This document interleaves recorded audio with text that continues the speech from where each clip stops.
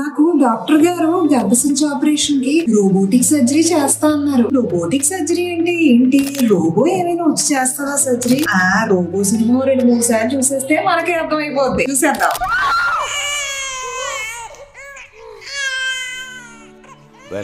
General గా robotic surgery అంటే అందరూ రోబో వచ్చి అంటే రోబో మూవీలో చిట్టి రోబో వచ్చి సర్జరీ చేస్తుందని, తనకు అన్ని కాన్సెప్ట్స్ తెలుసు కదా, సో రోబోటిక్ సర్జరీ తనే చేసేస్తుంది అని అనుకుంటారు. కానీ రోబోటిక్ సర్జరీ అంటే రోబో వచ్చి సర్జరీ చేయదండి, ఏమీ లేదు. పేషెంట్ ని అనస్థీషియా ఇచ్చిన తర్వాత తనకి కొన్ని ఇన్స్ట్రుమెంట్స్ ఫిక్స్ చేయబడతాయి అన్నమాట. దాన్ని డాకింగ్ అంటారు. ఆ ఇన్స్ట్రుమెంట్స్ ని డాక్టర్ డైరెక్ట్ గా కాకుండా ఒక కన్సోల్ అనే ఒక ఏరియా ఉంది. సో ఆ కన్సోల్ ఏరియా నుంచి ఆ ఇన్స్ట్రుమెంట్స్ అనేవి తనే ఆపరేట్ చేస్తూ ఉంటారు అన్నమాట.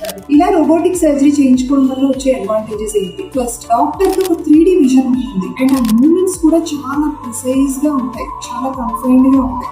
సో దాన్ని బట్టి పేషెంట్ బ్లడ్ లాస్ కానివ్వండి, రికవరీ రేట్ కానివ్వండి, రికవరీ ఉంటుంది, బ్లడ్ లాస్ అనేది కూడా తక్కువగా ఉంటుంది. అండ్ సర్జరీ కూడా చాలా ప్రిసైజ్ గా జరుగుతుంది with less complications. And doctor ఒకవేళ లాంగ్ అవర్స్ ఆఫ్ స్టాండింగ్ గా ఉన్నట్లయితే డాక్టర్ కంఫర్టబుల్ గా కూర్చొని చేస్తారు కాబట్టి డాక్టర్ అంత స్ట్రెయిన్ కూడా and less risk of complications and infections కూడా. సో ఈసారి మీ డాక్టర్ ఎప్పుడైనా రోబోటిక్ సర్జరీ అంటే రోబో వచ్చి సర్జరీ చేస్తుంది అనుకోకండి. Thank you.